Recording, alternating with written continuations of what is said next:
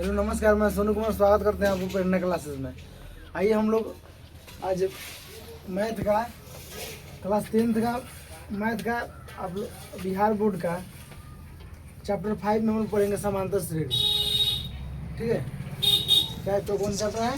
समांतर श्रेणी, arithmetic progression, AP, इसको एपी बोलते हैं।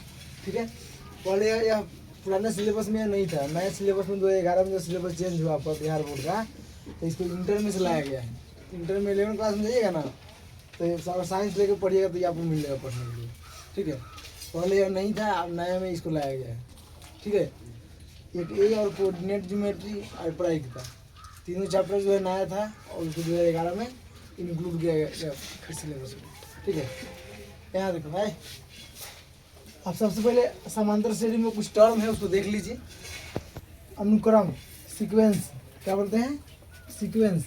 अनुक्रम किसे कहते हैं? तो संख्या का वह समूह, ऐसा ग्रुप संख्या का जो निश्चित नियम के अनुसार निश्चित क्रम में व्यक्त हो, निश्चित क्रम में निश्चित नियम के अनुसार क्या हो, व्यक्त हो, अनुक्रम कहलाता है। जैसे यहाँ देखिए 2 4 6 8, मतलब निश्चित क्रम में है, 2 बढ़ा के इन पदों तक।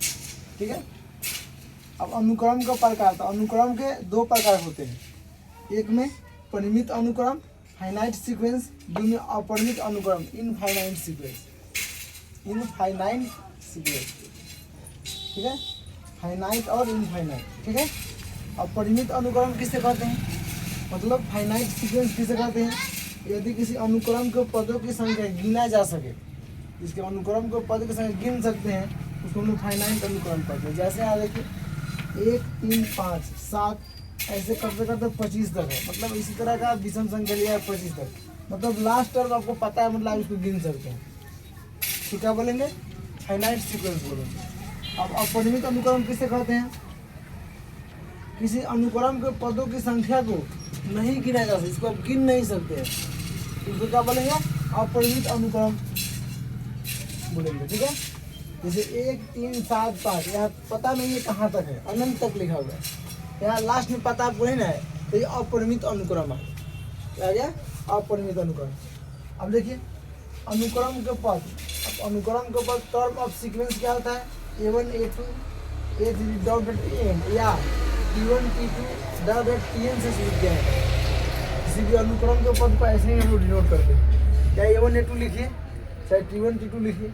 ठीक है, अब श्रेणी, श्रेणी किसे कहते हैं? सीरीज।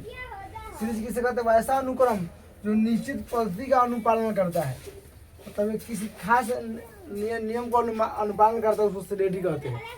ठीक है, अब देखिए श्रेणी 3 तरह के होते हैं। कितने होते हैं? 3 तरह के। इसी में आपका आ जाता है, एक में समांतर श्रेणी, एरिथमेटिक, यहाँ एम ई होगा। ठीक है, एम के बाद क्या होगा? यहाँ पे ई होगा। ये यहाँ देखिए एम ई है, एम के बाद क्या होना चाहिए? ई। एरिथमेटिक प्रोग्रेशन यानी एपी, और दूसरा है गुणोत्तर श्रेणी यानी जीपी, इसको ज्योमेट्रिकल प्रोग्रेशन बोलते हैं, जीपी। और हरात्मक श्रेणी, हार्मोनिक प्रोग्रेशन, एचपी। अब आपको सिर्फ मैट्रिक में समांतर श्रेणी ही पढ़ना है, ये सब दोनों आपको इंटरमीडिएट में जाइएगा 11 क्लास में से पढ़ना है, आप लोगों को नहीं पढ़ना है। ठीक है, चलिए समांतर श्रेणी किसे कहते हैं? तो जिस श्रेणी में पदों का अंतर समान हो, इसका नाम है समांतर। जिस श्रेणी में पदों का अंतर क्या हो, समान, उसको समांतर श्रेणी कहते हैं। ठीक है, उसी को एपी में माना जाता है, मतलब समांतर श्रेणी कहा जाता है। ठीक है, जैसे यहाँ देखिए 1 2 3 4, मतलब लगातार है, इसका अंतर यहाँ 0 है। 1 2 मतलब एक एक बढ़ा के लिखा जा रहा है, 100 तक लिखा जा रहा है। यहाँ देखिए 100 70 40 10, मतलब कहने का मतलब इसमें कितना घट गया? 30। इसमें कितना घट गया? 30 घटा गया, मतलब एक निश्चित क्या है, निश्चित अंतर को दर्शा रहा है। तो इसको क्या बोलेंगे? समांतर। वहाँ देखिए -3 -2 -1, मतलब आपको एक अंक को बढ़ा के लिखा हुआ है, माइनस में सब बढ़ा के लिखा हुआ है। यहाँ देखिए 3 3 सब अंक बराबर है। यहाँ देखिए -1.0 1.0 -1.5, मतलब यहाँ घटा के लिखा जा रहा है। माइनस का मतलब कम होता है, माइनस में जितना ज़्यादा लिखा हुआ है मतलब वो कम लिखा हुआ है। ठीक है, तो मतलब ऐसे ऐसे बढ़ा के लिखा था। इसको सारे के सारे क्या हो जाएगा? समांतर श्रेणी में। एग्जाम में आपको पूछेगा, 4 ऑप्शन देगा, निम्नलिखित में कौन समांतर श्रेणी में है, तो उसको देख लेना है कि सारा का डिफरेंस जो है सेम होना, अंतर समान होना चाहिए। जैसे यहाँ देखिए 3 अंतर सब में 0 है, यानी एकमों को बढ़ा के माने एकम है ना, ऐसा आपको दिखाई दे तो उसको बोलेंगे समांतर श्रेणी में है, नहीं तो नहीं है। ठीक है, चलिए अब देखिए समांतर श्रेणी का व्यापक रूप। समांतर श्रेणी को लिखते कैसे हैं, जनरल फॉर्म इसका क्या है, तो A1 A2 A3 dot dot AN तक। ठीक है, ऐसे A plus D A plus 2D ऐसा AN तक। ठीक है, अब देखिए यहाँ A बराबर पहला पद होता है, ये क्या है, पहला पद हो गया। D जो है सार्वंतर हो गया, कॉमन डिफरेंस। क्या बोलते हैं इसको, कॉमन डिफरेंस बोलते हैं। अब AP के विभिन्न पद, डिफरेंट टर्म ऑफ AP। तो अगर पहला पद निकालना हो तो उसमें D जोड़ते चले जाइए, A प्लस D होगा। दूसरा पद है तो A प्लस 2D। तीसरा पद निकालना हो तो A प्लस 3D। चौथा पद निकालना हो तो A प्लस 4D। ऐसा जो है निकालेंगे। अब nवां पद निकालना हो AP का तो क्या करेंगे, तो AN बराबर A plus N minus 1 into D, या इसको ऐसे TN भी लिखते हैं। AN नहीं लिखने का मन कर क्या लिखेंगे, TN लिखेंगे। पहले बताया है कि AP के विभिन्न पद को ऐसे लिखते हैं। ठीक है, N 3 बराबर A plus N minus 1 into D। अब AP में पदों की संख्या, अगर मान लीजिए 4 संख्या पूछे, 5 संख्या पूछे, इस तरह का संख्या का निकालने के लिए पूछे, फॉर्मूला है आपका, निकाल लेंगे।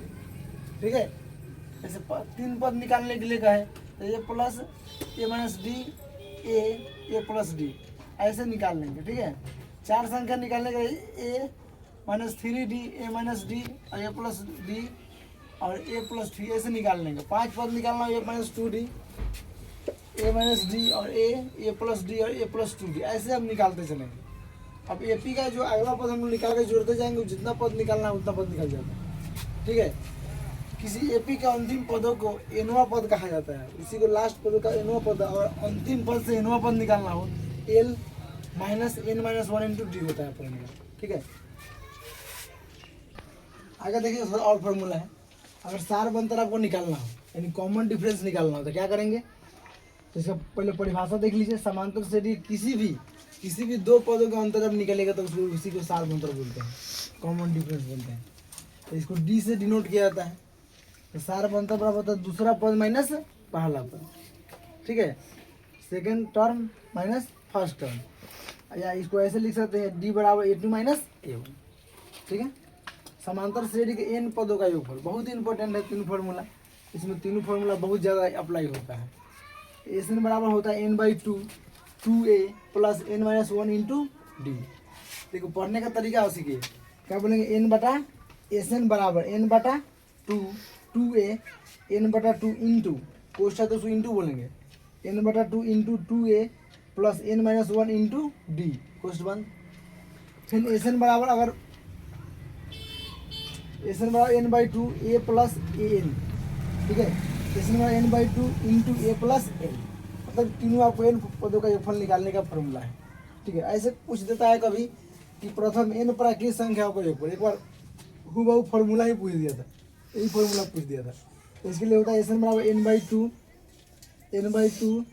n into n plus 1। अब प्रथम n विषम प्राकृत संख्याओं का योगफल का है तो होगा n²। समझे कि नहीं। अब देखिए समांतर श्रेणी के n पदों का योगफल से nवां पद अगर निकालना हो, n पदों का योगफल से अगर nवां पद निकालना हो तो उसके लिए फॉर्मूला क्या है, an बराबर SN माइनस 1। ठीक है, और अंकगणितीय मान अगर निकालने के लिए पूछ दो उसके लिए a बराबर होता है A प्लस B/2, दोनों को जोड़ के 2 से भागा देना है। बस इसी के साथ आपका ये फार्मूला का सेशन आज खत्म हुआ। ठीक है, अब इसको बढ़िया से याद कर लेंगे, 2-3 बार लिख देंगे, पढ़ लेंगे 4-5 बार, आपको अच्छे से याद हो जाएगा। ठीक है, चैप्टर हम लोग बनाएंगे तो उसमें आपको समझ में आएगा और अपने से खुद से बनाने आएगा। इसी के साथ सेशन को ख़त्म करते हैं। अच्छा लगे तो लाइक कीजिए, सब्सक्राइब कीजिए। ठीक है, थैंक यू।